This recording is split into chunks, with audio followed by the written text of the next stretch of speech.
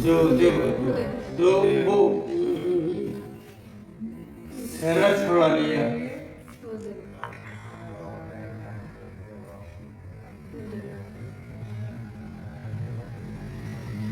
अभी हाथ से बचा है और वो तुरंत ही मैंने गेट लगाया वहाँ जाके।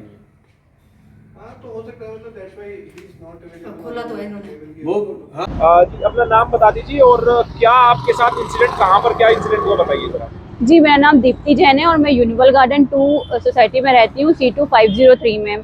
वहाँ से आज 6:30 के करीब हम लिफ्ट से, मैं और मेरी बेटी नीचे आ रहे थे और जैसे ही हम लिफ्ट से बाहर आए, वहाँ पे एक स्कॉट अपना डॉग लेके खड़ा हुआ था, लीश में बंधा हुआ था हालांकि, जब हम वहाँ पे आए। पर हम जैसे ही मेरी बेटी बाहर निकली, वो डॉग लीश छुड़ा करके अटैक किया मेरे ऊपर और मेरी बेटी के ऊपर। और एक बार नहीं, कम से कम 3-4 बार, हम कम से कम 5 से 10 मिनट हम वहाँ पे परेशान होते रहे, बहुत चीख पुकार भी मची, तो बहुत ज़्यादा परेशान हो गए थे। वो तो बाल बाल बच गए, नहीं तो कोई बहुत बड़ा हादसा हो सकता था। क्यों अटैक किया आपके ऊपर उस डॉग ने?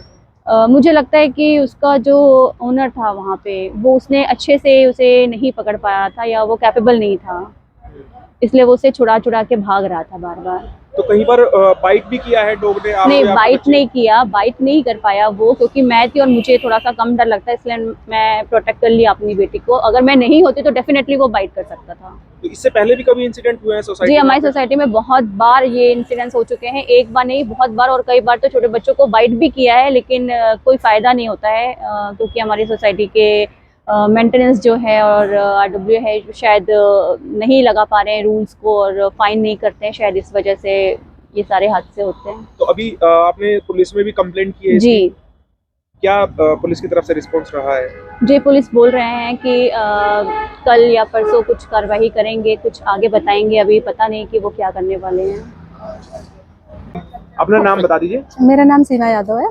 सीमा जी, क्या इंसिडेंट आज हुआ था और आपके सामने ये इंसिडेंट हुआ, कैसे हुआ और कैसे आपने बचाया उनको?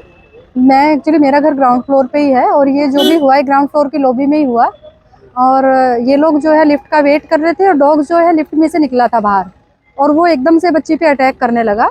2 गार्ड भी आ गए लेकिन वो नहीं छोड़ रहा था, बच्चा बहुत तेज चिल्ला रहा था। आवाज़ सुन के हम लोग भी बाहर को आए, लेकिन हम लोग भी दरवाज़ा नहीं खोल पा रहे थे क्योंकि वो डॉग बहुत एग्रेसिव हो रहा था, वो बच्चे को छोड़ ही नहीं रहा था, वो बार बार उसके ऊपर अटैक करता रहा। दोनों गार्ड और प्लस एक जो जिसने पकड़ा हुआ था उससे भी छुड़ा लिया था, वो काबू में ही नहीं आ रहा था और बहुत मुश्किल से बच्चा अलग हुआ।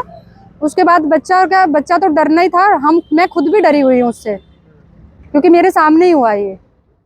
तो ये सब चीज़ें सोसाइटी में बहुत होती हैं और बार बार हो रही है हमारी सोसाइटी में। और जो डॉग लवर्स हैं, डॉग ओनर्स हैं, वो लोग एक भी रूल्स मानने को तैयार नहीं है। ना तो वो लोग मजल मुंह पे लगाते हैं, ना लीज बांधते हैं, ना प्रॉपर कुछ नहीं। उन लोगों को तो मतलब एक मजाक चल रहा है। और आज तो बच्चा मुश्किल से बचा जान से, जिस हिसाब से उसने जो वीडियो में, सबके पास वीडियो भी आया हुआ है, और वीडियो में जिस हिसाब से वो अटैक कर रहा है, मतलब समझ लो कि बच्चे को बहुत मुश्किल से छोड़ा है उस कुत्ते ने। तो इस तरह की सोसाइटी में बहुत सारी चीज़ें हो रही है और जो कि हमारी मेंटेनेंस और RW कुछ नहीं कर पा रही है।